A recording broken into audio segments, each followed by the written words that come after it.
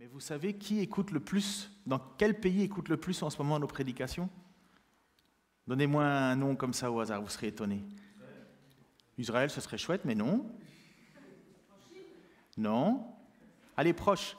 Un pays qui a fait pas mal de misère à Israël jusqu'à ce que Dieu les libère. L'Égypte.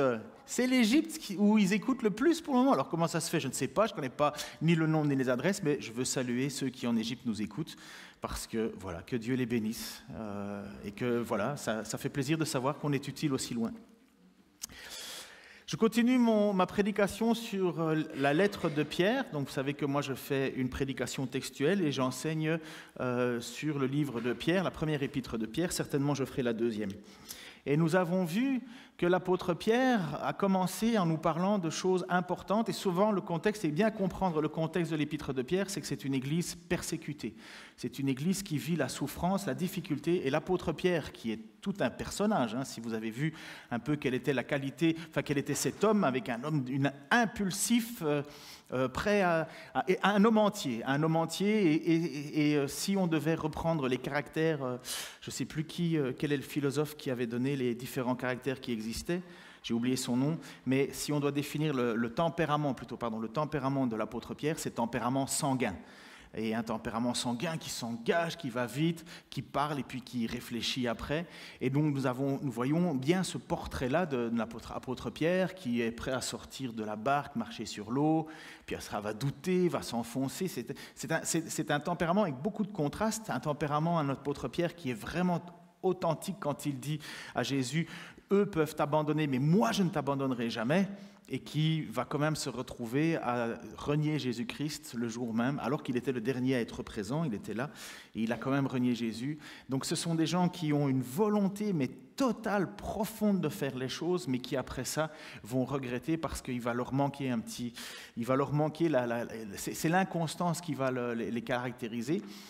Mais avec aussi de profonds regrets. Et je vous dirais que c'est presque la nature même de tous les hommes, quelque part, et surtout de notre relation avec Dieu. Personne n'est parfait comme Dieu l'attend.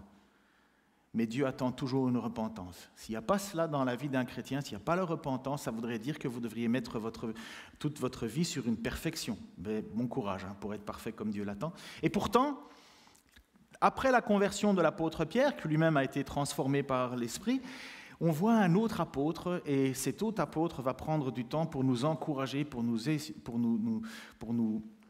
il va écrire à l'Église pour les encourager à persévérer, à tenir bon dans la souffrance, à être constant. Et il va rappeler ce triptyque qui est excessivement important. Et voici les 3 points, la foi, l'espérance et le jugement. 3 points que l'apôtre Pierre va mettre véritablement en évidence au début de sa lettre. La foi et l'espérance, elles n'ont aucun sens s'il n'y a pas de jugement. Le jugement est une constante excessivement importante à garder en tête, parce que de toute façon, c'est ce qui va arriver. On attend toujours ce jour de l'Éternel, bien que ce jour de l'Éternel, il est déjà apparu plusieurs fois. Le jour de l'Éternel, c'est toujours un jour où il y a de grands malheurs, de grandes difficultés, mais on attend un jour de l'Éternel qui va être le jour de l'Éternel final, le retour de Jésus-Christ qui viendra prendre son Église. Le texte nous dit même qu'il y aura à la fin des temps des pleurs et des grincements de dents, certainement pour ceux qui sont mal affermis et se sont détournés de la foi authentique, celle qui a été enseignée par les apôtres, dont Paul aussi après ça a envoyé les autres, parce qu'il est dit, et Jésus nous l'a dit, à la fin des temps, y aura-t-il encore de la foi sur la terre? Et voilà pourquoi l'apôtre Pierre passe son temps à vouloir enraciner la foi des gens.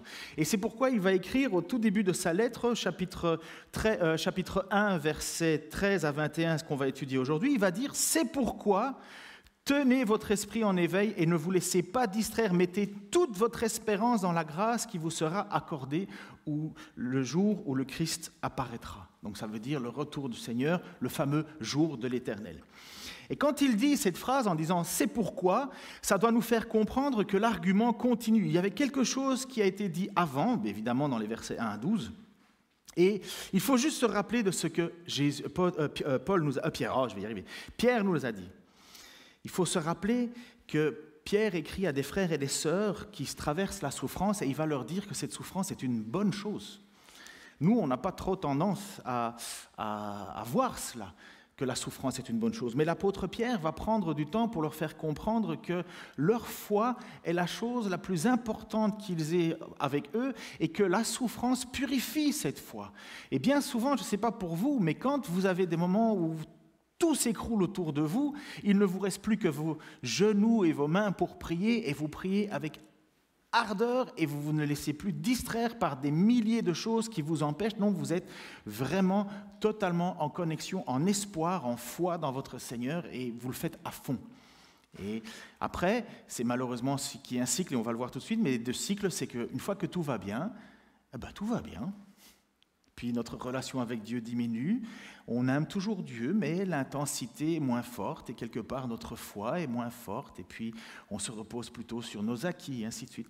Et donc Pierre va rappeler à ces gens-là qui traversent un moment de souffrance, eux qui sont choisis, que ce n'est pas anormal et que cette souffrance, elle est bénéfique. Et voilà ce qu'il va dire à un certain moment parce qu'il rappelle à cette Église qu'ils ont quand même, malgré les souffrances, malgré les difficultés, un privilège énorme comparativement aux prophètes de l'ancien temps, donc aussi bien Moïse qu'Ézéchiel, qu'Élie, qu'Ésaïe, ils ont un avantage énorme, c'est qu'eux savent qui est le Messie. Puisque les prophètes ont parlé d'un Messie à venir, mais ils ne savaient pas qui il était, ils n'avaient aucune idée, ils écrivaient, mais ils ne savaient pas quand ces choses allaient se produire, ni qui était le Jésus. Il dit, mais quant à vous, à l'Église, vous avez un avantage sur eux, c'est que votre espoir, il est fondé sur quelqu'un dont maintenant vous pouvez mettre un nom dessus. Vous pouvez savoir qui est Jésus-Christ. Et c'est pourquoi il va lui dire au verset 8 à 9, donc juste un peu en avant, « Jésus, vous ne l'avez pas vu et pourtant vous l'aimez. Mais en plaçant votre confiance en lui sans le voir encore, vous êtes remplis d'une joie glorieuse qu'aucune parole ne saurait exprimer, car vous obtenez votre salut qui est le but de votre foi. » Notre salut commence donc par l'amour et la confiance que nous avons pour Jésus. Jésus, vous ne l'avez pas vu et pourtant vous l'aimez. Vous vous souvenez, c'était la prédication avant Pâques. Mais en plaçant votre confiance en lui, vous êtes remplis d'une joie glorieuse. N'oubliez pas, il parle à une église persécutée.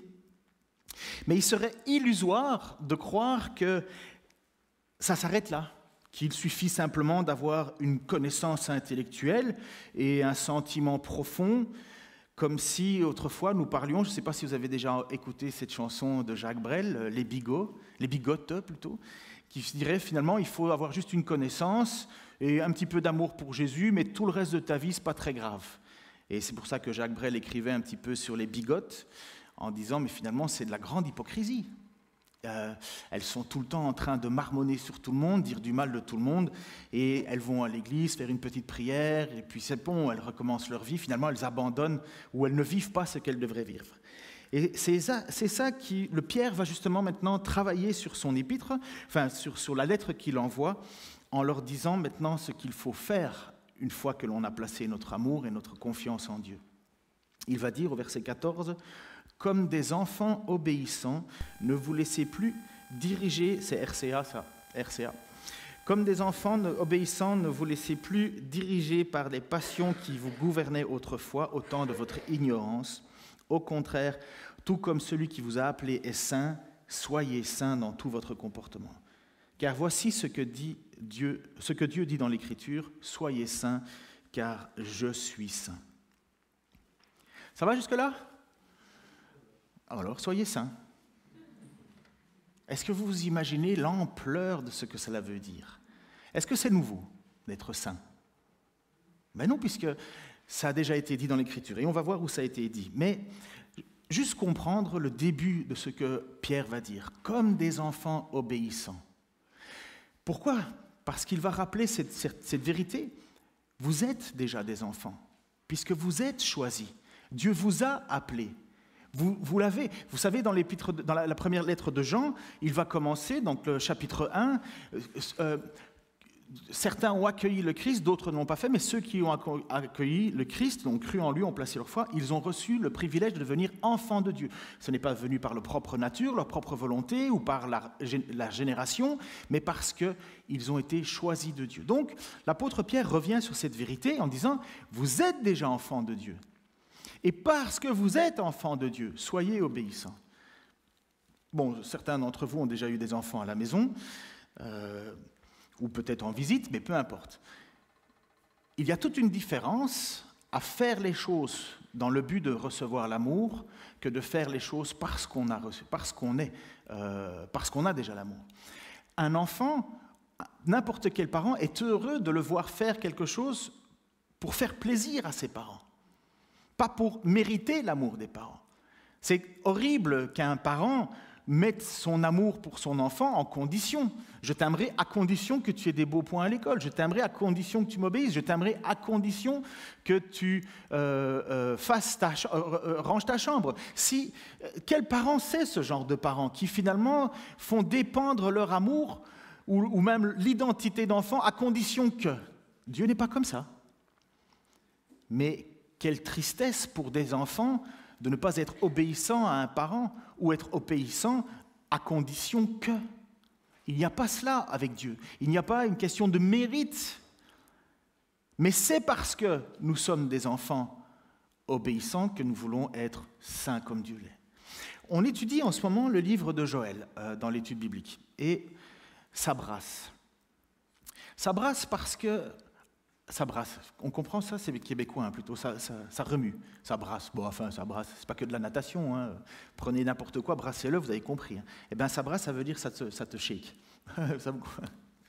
Et donc, lorsque l'on regarde ce qui est dit au peuple de Dieu, on voit les bénédictions qui sont s'ils obéissent, mais on voit surtout les malédictions s'ils n'obéissent pas. Et pourquoi est-ce qu'il y a ce rythme qui est là pour le peuple juif? Mais parce qu'il est le peuple juif. Il n'a pas le droit de se comporter autrement que le peuple saint. Il ne peut pas décider de vivre selon son bon vouloir et de temps en temps faire des choses recevoir uniquement la bénédiction. Il est là parce qu'il est le peuple de Dieu, parce qu'il est le peuple choisi. Il a des avantages, mais il a aussi des responsabilités. Sa responsabilité, c'est d'être le peuple saint. Et pour l'Église, c'est pareil.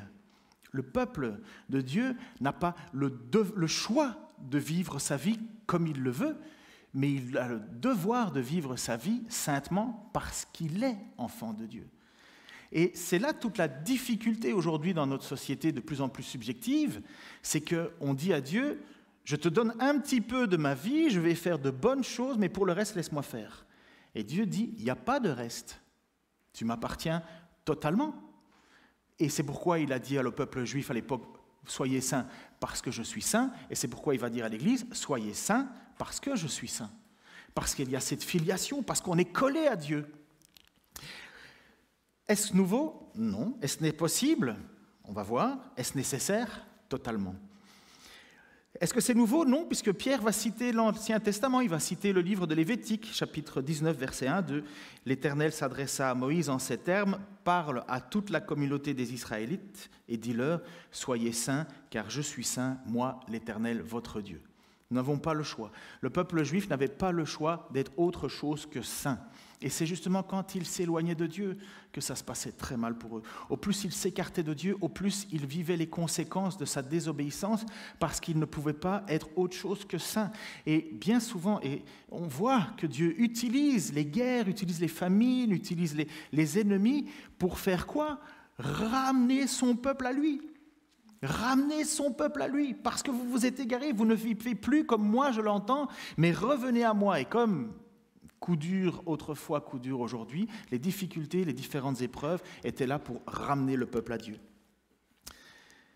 Au verset 17, Pierre va nous mettre devant une réalité qui me semble peu claire aujourd'hui, alors que nous vivons dans une société spirituelle, très spirituelle. Enfin, aujourd'hui, vous savez, allez dans les rues, vous allez voir les panneaux un petit peu de n'importe quel...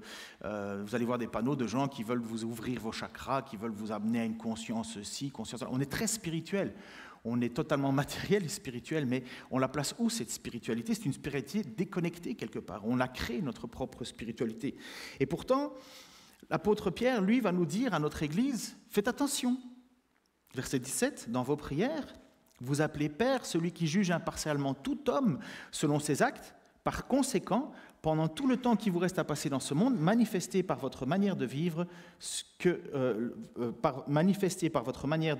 vous le révérez. Dans vos prières, vous appelez Père celui qui juge impartialement tout homme. Est-ce qu'on réfléchit à ce que ça veut dire? On prie le Dieu qui juge impartialement. Ça veut dire qu'il n'y a pas de passe-droit. Ça veut dire que lorsque je prie mon Dieu, je dois bien réfléchir que je ne prie pas le Dieu qui m'est réservé juste à moi et qui m'est favorable à moi, comme ça a toujours été le rôle d'un Dieu dans l'histoire, de toute la mythologie, c'est que le peuple a son Dieu et le travail du Dieu, c'est de protéger son peuple. Le but de Dieu, c'est d'être Dieu de cette nation et de leur donner victoire. De temps en temps, les dieux, on voyait autrefois, étaient fâchés, étaient un petit peu capricieux, mais selon l'idée de toutes les religions d'autrefois, et encore bien souvent aujourd'hui, c'est que ton Dieu était favorable afin d'accéder à quelque chose. Là, Dieu dit, et Pierre nous dit, attention, je suis le Dieu qui juge tout, non seulement eux, mais toi. C'est pour ça qu'on doit faire attention. Il dit justement ceci, « Dans vos prières, vous appelez Père celui qui juge impartialement tout homme selon ses actes. Par conséquent, pendant le temps qui vous reste à passer, manifestez par votre vivre dans ce monde, manifestez par votre manière de vivre que vous le révérez. » Est-ce que mes prières sont à l'inverse de mes actions? Il y a une petite phrase, décidément aujourd'hui c'est la fête au Québec, il y a une petite phrase qui dit ceci, « Est-ce que tes bottines suivent tes babines ?» Est-ce que vous comprenez ça? Est-ce que tes bottines suivent tes babines? Est-ce que tes pieds vont dans la même direction que ta bouche? Et lorsque tu pries, est-ce que tu dis, « Seigneur, pardonne-moi ma faute, je t'en prie, s'il te plaît, j'ai péché contre toi » et que toi, de ton côté, il y a quelqu'un qui t'a fait du mal et tu ne veux pas le pardonner. Dieu dit, tu me demandes de te pardonner, mais tu ne veux pas pardonner? Pourquoi je te ferai une faveur? Pourquoi je te ferai un passe-droit? Parce que tu es chrétien et tu m'as fait le privilège de croire en moi. Oh! Vous comprenez l'idée? Tu ne fais pas de privilège. Tu ne m'as pas fait un cadeau de croire en moi. Je n'ai pas gagné le privilège d'être ton Dieu. Je suis le Dieu. Je t'ai choisi. Tu es choisi. Tu es le peuple saint. Vis saintement parce que je suis saint. Et vous voyez, c'est ça qu'il dit. Puisque dans vos prières, vous priez... Vous appelez Père celui qui juge impartialement, manifestez-le. J'ai lu dans un petit livre, je pense que c'est l'image suivante, une citation qui est toute simple, mais je trouvais qu'elle était belle et elle méritait d'être juste affichée. Dieu, au cours de notre course chrétienne, nous accordera de nombreux dons et privilèges, mais jamais il nous donnera le privilège de désobéir et de pécher. Il ne cède jamais à tous les caprices de ses enfants, ni ne montre de préférence. Il est celui qui ne fait pas de considération de personne et qui ne reçoit de présent de personne. Deutéronome 10, 17. Des années d'obéissance ne peuvent racheter une heure de désobéissance. Des années d'obéissance ne peuvent racheter une heure de désobéissance. Et c'est ça qu'on doit bien comprendre avec notre Dieu. Nous ne pouvons pas partir en disant « Oh, puisque je suis chrétien, il ne m'arrivera rien, je peux faire n'importe quoi. » Non, l'apôtre Pierre va dire « Non, non, non, soyez saints, parce que je suis saint. » Comme je vous dis, dans le livre de Joël, on voit ces choses-là. On voit que Joël, le prophète Joël, va parler d'invasions de sauterelles qui ont tout dévasté, et il va dire dans sa prophétie, annoncez-le à cette génération, annoncez-le aux pères, aux enfants et à la génération suivante, rappelez-le tout le temps, parce qu'il est en train de nous dire un jour. Donc il y avait vraiment eu une invasion de sauterelles, puis je peux vous dire que les sauterelles, j'ai montré une petite vidéo pendant le cours, sauterelles, c'est pas juste un petit truc comme ça, hein. Parfois ça peut être comme ça. Et quand on a des millions qui arrivent, c'est le désastre, plus certainement sécheresse et ainsi de suite à cette époque. Est-ce que la sécheresse a provoqué l'invasion de sauterelles ou c'était par la suite encore? On ne sait pas, mais en général, on voit qu'il y a des cycles. Et Joël nous dit, fais attention parce qu'il y a eu des moments difficiles, mais il va y en avoir d'autres. Et il y en a un encore plus grand qui va arriver. C'est le fameux jour de l'Éternel. Et donc Dieu, puisqu'il juge impartialement, il est en train de dire à son peuple comme aux autres, accrochez-vous, soyez saints, parce que lorsque je juge pleinement. Je discutais encore récemment avec une personne. Tout le monde non-croyant dit « Ah, pourquoi Dieu laisse-t-il la souffrance sur la terre ?» Je sais pourquoi il le fait, vous le savez, parce que Dieu est patient, parce que Dieu fait une grâce. Mais ces mêmes personnes qui n'ont pas de foi en Dieu disent « Mais si Dieu existait, il interviendrait. » Oui. Et il ferait quoi avec toi? Tu es bon, tu vas passer le jour du jugement. Tu vas dire à Dieu que tu as le droit de ne pas être jugé. Mais pareil pour les chrétiens. Pareil pour n'importe qui Tu veux que Dieu juge? D'accord. Es-tu prêt? Il faut prier pour l'avènement du Seigneur, je crois. Il faut prier pour cela, qu'il va y avoir. Mais est-ce qu'on peut dire véritablement que nous sommes prêts? On est prêt seulement si on est accroché à Dieu. On va voir tout de suite. Dans le livre des juges, quelqu'un a peut-être déjà lu le livre des juges, donc les juges, je veux juste les situer. Vous avez Exode, donc c'est l'histoire avec Moïse qui fait sortir le peuple d'Égypte. Puis vous avez les livres qui sont donnés, les Deutéronomes, les Lévitiques, ce sont les livres qui instaurent la loi que le peuple juif va avoir. Et puis vous avez le livre de Josué. Et Josué, c'est lui qui va accomplir les prophéties que Moïse va donner un petit peu avant dans Deutéronome, parce que Moïse n'aura pas le privilège d'aller dans le pays promis. Pourquoi? Parce qu'il a péché contre Dieu.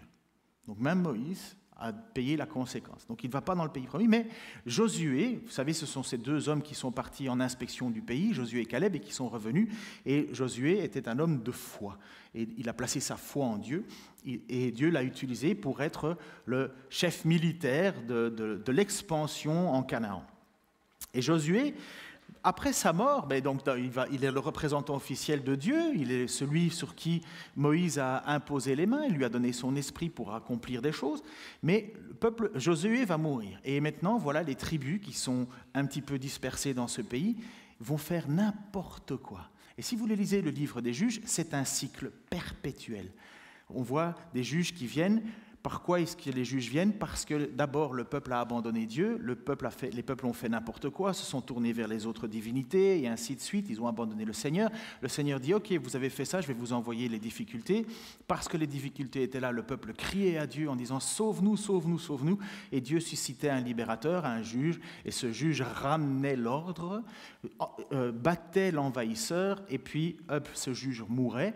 Et qu'est-ce qui se passait? Comme le peuple était de nouveau bien tranquille, il retombait dans le même travers, il se détournait de Dieu, allait vers les dieux étrangers et commençait. Et puis Dieu réenvoyait, ressuscitait, jusque le livre des juges nous amène finalement à la royauté qui va instaurer d'abord le roi Saül, qui est un mauvais roi, parce que c'est un roi d'apparence. Et puis alors vous avez le véritable roi, le fameux roi David, qui est un roi selon le cœur de Dieu. Donc juste pour vous situer le livre des juges. Mais pendant tout le cycle du livre des juges, voici ce qui se passe. Versets 6 à 7 et puis 11 à 15. Après que Josué eut congédié le peuple, les Israélites se rendirent chacun dans son patrimoine pour prendre possession du pays. Ils servirent l'Éternel pendant toute la vie de Josué, et après sa mort, tant que vécurent les responsables qui avaient vu toute l'œuvre de l'Éternel en faveur d'Israël. Alors les Israélites firent ce que l'Éternel considère comme mal, et ils se mirent à rendre des cultes au dieu Baal. Ils abandonnèrent l'Éternel, le Dieu de leurs ancêtres qu'ils avaient fait sortir d'Égypte, et se la rallièrent à d'autres dieux, à ceux des peuples qui vivaient autour d'eux. Ils se prosternèrent devant ces dieux et irritèrent l'Éternel. Ainsi, ils abandonnèrent l'Éternel pour rendre un culte aux Baal et aux Astartés. Alors l'Éternel se mit en colère contre les Israélites, et il les abandonna aux violences des pillards, qui les dépouillèrent. Il les livra au pouvoir de leurs ennemis d'alentour, de sorte qu'ils ne furent plus capables de résister. Chaque fois qu'ils entreprenaient une campagne, l'Éternel intervenait contre eux pour leur malheur, comme il leur avait déclaré et même annoncé par serment. Ainsi, ils furent réduits à une plus grande détresse.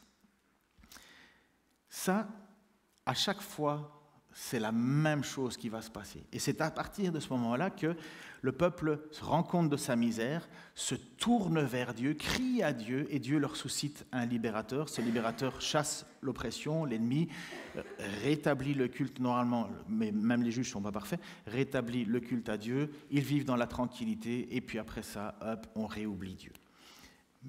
Oui, le cœur humain, malheureusement, est toujours le même. Et si nous avons ce privilège d'être appelés enfants de Dieu, nous avons, nous aussi, des batailles à mener dans notre vie. Et ces batailles, elles ne sont pas compliquées. C'est l'ancienne manière de vivre. Regardez ce qu'il va dire.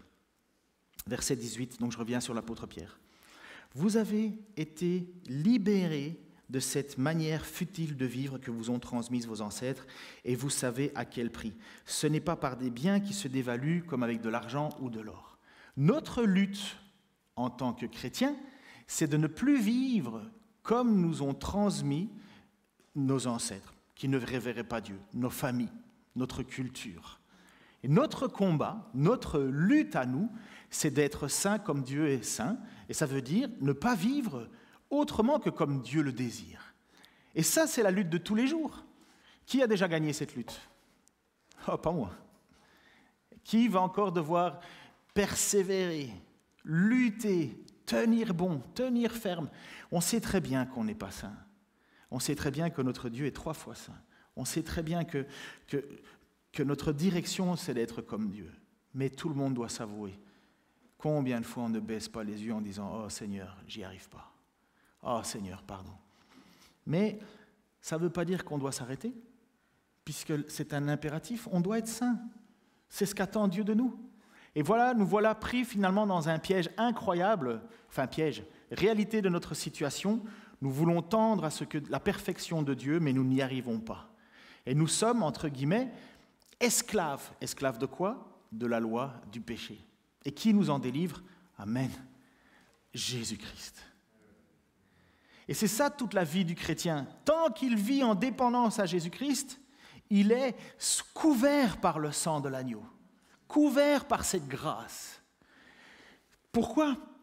Parce qu'il est le seul à être venu au milieu de nous, à avoir marché parfaitement, à avoir accompli tout ce que Dieu demandait, mais plutôt que de dire « Bon les gars, je vous quitte et on se reverra peut-être au ciel si vous y arrivez », pardon pour l'expression un peu familière, non, j'offre ma vie en rançon pour vous. Et parce que j'offre ma vie en rançon pour vous, moi le seul parfait, le Fils de Dieu, parce que vous avez placé votre foi et votre espoir en moi, je vous impute ma justice. Et c'est pour ça que l'apôtre Pierre va nous dire que nous n'avons pas été rachetés par autre chose que par le sang de l'agneau. Voilà ce qu'il va dire. 1 Pierre 1, 19. Donc je veux relire le verset 18 d'abord. Je me perds avec mes feuilles, excusez-moi. Vous avez été libérés de cette manière futile de vivre que vous ont transmis vos ancêtres et vous savez à quel prix. Ce n'est pas par des biens qui se dévaluent comme l'argent et l'or. Non, verset 19, il a fallu que le Christ, tel un agneau sans défaut, verse son sang précieux sur vous. Ce n'est pas que Dieu a changé la loi. Ce n'est pas que Dieu nous a rachetés à Satan. Ça aussi, c'est une chose que les gens pensent. Dieu nous a rachetés à Satan. Dieu n'a pas racheté à Satan. Dieu n'a pas fait un chèque à Satan, comme si Satan était égal de Dieu. Il ne faut pas se tromper. Le diable n'est pas la force opposée de Dieu. Ce n'est pas le yin, le yang. Le diable est soumis à Dieu. C'est de la colère de Dieu qu'on doit se méfier. Ce n'est pas du diable. Pour résumer ça, je voudrais vous donner cette explication. Dieu donne des lois, des règles. Prenons que c'est une règle imaginons que Dieu fixe une fois pour toutes la vitesse à 90 dans les ruralités. Là, on ne sait pas, 80, 90, même ton Google, il est perdu. Parce que voilà, ça dépend maintenant apparemment du préfet ou je ne sais pas trop quoi, enfin bref. Mais Dieu fixe la loi. Si tu dépasses cette vitesse, tu meurs. Et Satan, c'est qui alors dans cette histoire? C'est le passager à côté de toi, pendant que tu es au volant, et il dit « ta voiture, elle peut quand même rouler vachement plus vite. Hein. Est-ce que tu as déjà goûté la sensation de vitesse ?» Et franchement, ton Dieu, là, il t'empêche de vivre le bonheur quand même, parce qu'il sait très bien que rouler à 200, c'est beaucoup plus cool, mais il ne le veut pas, parce que ton Dieu est un espèce d'égoïste. Il ne veut pas que tu vives la même joie que lui. Mais pourquoi Satan fait ça? Parce qu'il a une jalousie énorme envers Dieu. Ce n'est pas que Satan gagne quelque chose à ce que tu le fasses. Il est ce genre d'enfant qui, s'il y a un cadeau, un jouet pour deux, puisqu'il ne veut pas l'avoir, il va le casser. Vous avez déjà eu ce genre de personne? Ce genre d'enfant capricieux comme ça, il y a un seul jouet et on dit donne le jouet à ton copain ou à ton cousin, je sais pas, souvent c'est les histoires de cousins qui terminent mal en famille puis tout le monde s'engueule à table. Mais il prend le jouet et le gamin prend, tu ne peux pas l'avoir, bam, il le casse. Mais ça, c'est, je pense, ça vaut ce que ça vaut, mais l'image de qui est Satan. C'est que vous n'allez pas appartenir à Satan. Satan veut vous faire tomber sous la colère de Dieu parce qu'il est jaloux de Dieu. Et c'est ça l'idée du tentateur. Mais ce n'est pas de Satan qu'il faut avoir peur, c'est de la colère de Dieu. C'est lui qui a le pouvoir, comme va nous dire Jésus. Ne craignez pas les hommes, ils peuvent juste vous faire mourir. Craignez plutôt Dieu, qui a le pouvoir de vous jeter en enfer. Ce n'est pas Satan qui nous jette en enfer. C'est encore une pensée populaire, comme si Satan dirigeait l'enfer. Non, l'enfer, c'est l'endroit qui est prévu pour Satan et pour tous ceux qui l'ont suivi. Mais de cette manière folle de vivre, Dieu nous dit, j'ai déjà payé le prix. Tu as dépassé la vitesse, tu es là sous la condamnation de la mort, mais Dieu te dit, j'ai payé le prix. Ah oui, tu as dépassé plus d'une fois, mais j'ai payé le prix. Est-ce que tu crois que Jésus-Christ est le Fils de Dieu, qu'il est venu au milieu de nous et qu'il nous a acquis quelque chose d'incroyable parce qu'il a versé son sang? Ce n'est pas que Jésus a pris son sang et l'a jeté un peu comme ça sur tout le monde. Ce n'est pas comme si le pouvoir était dans le sang. Le pouvoir, il est dans la vie de Jésus-Christ. Vie qu'il a offerte, puisque c'était nous qui devions mourir.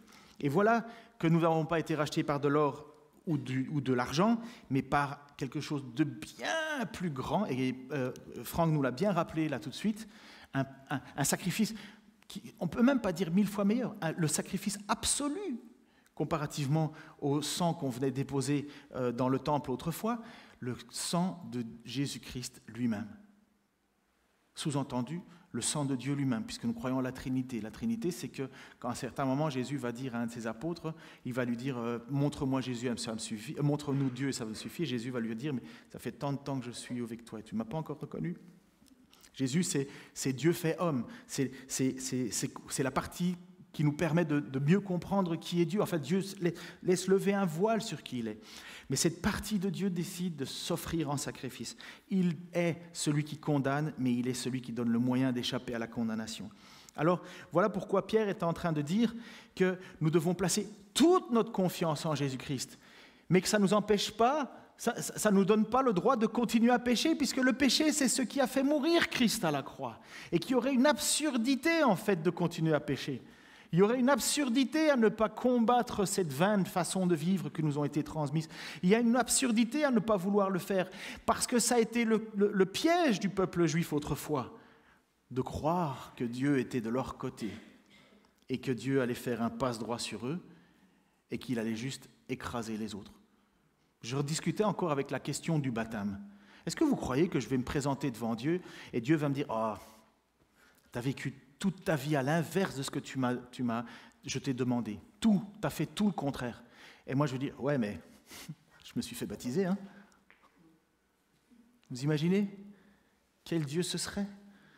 Comme si tu dirais, comme si tu sortais, je ne sais pas si vous avez déjà vu ça, mais dans les films, il y avait un film avec Mel Gibson, il y a longtemps, je crois que ça s'appelait L'Arme fatale, et vous aviez un homme qui venait de commettre des méfaits absolus, et il était tout fier, et donc il avait un bateau rempli d'argent et compagnie qu'il avait détourné, et à la fin, donc il y a Mel Gibson, enfin pardon, ça vaut ce que ça vaut, hein, mais il est là pour amener la condamnation, et lui il sort son diplôme, « J'ai le passeport diplomatique !» Tu ne peux pas m'avoir. Vous n'avez pas vu, c'est vous, enfin, peut-être ça vous rappelle rien, mais... Donc il détournait des milliards et des milliards. Et c'est comme si certains s'imaginaient qu'il suffisait de sortir son passeport diplomatique en disant « Bon, c'est vrai, t'as vu, voilà, t'as pas le choix. » Mais alors c'est qu'on n'a pas compris qui est Dieu. On n'a pas compris que parce que nous sommes ses enfants, ou parce que nous nous déclarons ses enfants, parfois il y a une différence, c'est que nous avons une vie qui doit être digne de sa manière de vivre. Mais qui voudrait d'un Dieu si impartial, si malhonnête dans cette façon de faire? Personne. Il ne serait pas Dieu, il ne serait pas 3 fois saint. Il va dire à verset 21, et on termine avec ce verset-là, « Par lui, vous croyez en Dieu qu'il l'a ressuscité des morts et lui a donné la gloire. Ainsi, votre foi et votre espérance sont tournées vers Dieu. » Quelle est donc la différence entre la foi et l'espérance? Ça vaut la peine de réfléchir. La foi rend croyant capable de faire confiance à Dieu par le don de la grâce nécessaire pour supporter les circonstances habituelles de la vie, les luttes et les craintes. Et puis l'espérance ouvre à notre foi les portes de la grâce à venir, celle qui nous sera révélée dans la gloire du paradis et accomplie totalement le jour de notre résurrection. Entre autres termes, donc ça c'était ce que Samuel Benetro avait écrit dans son commentaire. Si j'ai la foi, c'est pour tenir chaque jour, parce que j'ai l'espérance que Jésus va revenir. Ma foi, elle est basée sur mon espoir. Comme je vous ai dit, l'espérance, ce n'est pas une hypothétique possibilité. J'espère que demain il fera beau. Non, j'espère parce que je sais que demain il fera beau. Et donc, j'ai la foi parce que mon espoir est basé sur quelque chose d'authentique, de vrai. Mes amis, on croit que la guerre et toutes ces choses sont anormales. Comme je vous l'ai dit, il y a... Sur l'histoire de l'humanité, il doit y avoir 300 ans où il n'y a pas eu de guerre si on accumule les nombres sans guerre. Mais c'est juste que c'est plus proche de nous aujourd'hui. Mais la guerre, elle a continué ailleurs. Elle a toujours existé, la guerre. Toujours. Et il y a toujours eu des chrétiens qui sont au milieu de ces guerres. Et est-ce que Dieu serait absent ? Est-ce qu'on devrait toquer à la porte en disant « Écoute, Seigneur, il faudrait que tu te réveilles parce que... » Non. Mais Dieu utilise tous ces moyens-là.